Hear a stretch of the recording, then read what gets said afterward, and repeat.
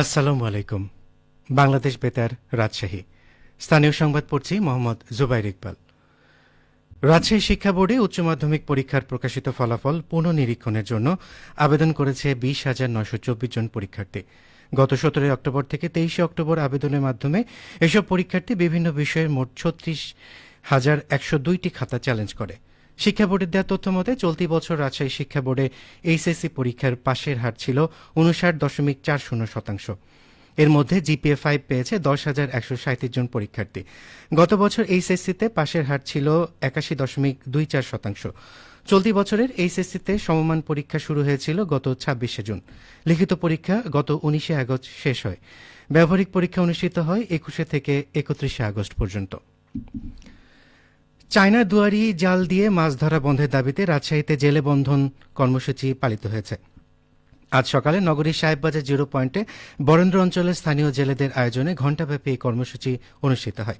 কর্মসূচিতে বক্তারা বলেন, জলাভূমির দেশি মাছ ও জলজ প্রাণী বৈচিত্র্যের উপর চায়না দুয়ারি জালের ধ্বংসাত্মক প্রভাব পড়েছে।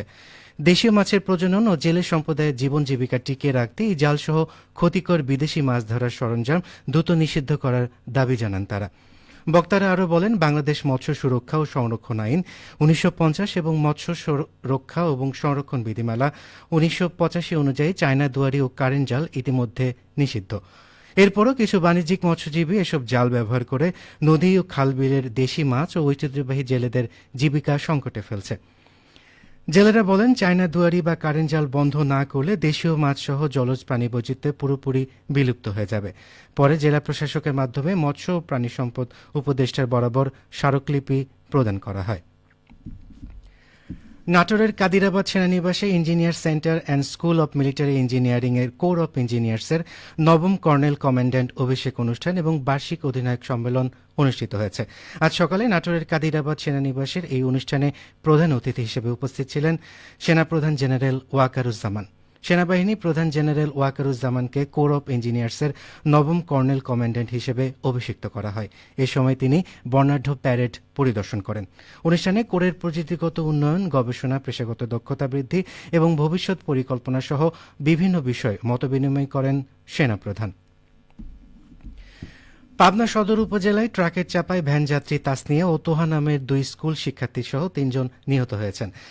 এই ঘটনায় আরও একজন গুরুতর আহত হয়েছেন, তাকে হাসপাতালে ভর্তি করা হয়েছে।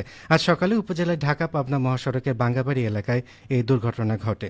নিহত ২ শিক্ষার্থী পাবনার জালালপুর পাবনা ক্যাডেট কলেজের স্কুলের শিক্ষার্থী, অপরজন আকরাম হোসেন ভ্যান চালক।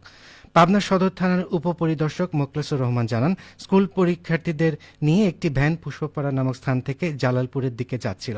এ সময় বিপরীত দিক থেকে একটি ট্রাক পথে ঘটনাস্থলে পৌঁছলে আরেকটি গাড়িতে বাঁচাতে ব্রেক করলেই ট্রাকটি ভ্যানের উপর উল্টে পড়ে।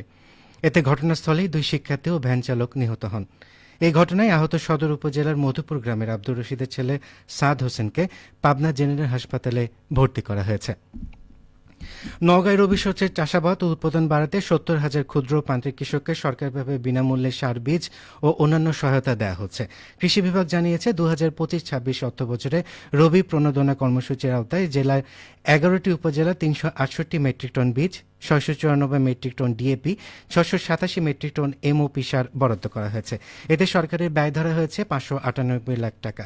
নির্বাচিত ৫২,০০০ প্রান্তিক কৃষককে সরিষা চাষে, ১৫,৪০০ জনকে গম চাষে, ২০০ জনকে সূর্যমুখী চাষে, ৪০০ জনকে পেঁয়াজ চাষে, ২০০ জনকে চাষিকে চীনাবাদাম চাষে, ৩০০ জনকে মুগ ডাল এবং ৮০০ জনকে মসুর ডাল চাষে প্রণোদনা দেওয়া হচ্ছে। সরকারি সহায়তা পাওয়ায় চাষিদের উৎপাদন ব্যয়ের একটা অংশ কমে যাচ্ছে। এতে ফসলের আবাদ উৎপাদন বৃদ্ধি পাবে বলে আশা করা হচ্ছে। সবশেষে আবহাওয়া। আজ দুপুর ২টায় রাজশাহীতে তাপমাত্রা ছিল ৩৩ ডিগ্রি সেলসিয়াস। এ সময় বাতাসের আপেক্ষিক আর্দ্রতার পরিমাণ ছিল ৪৯%।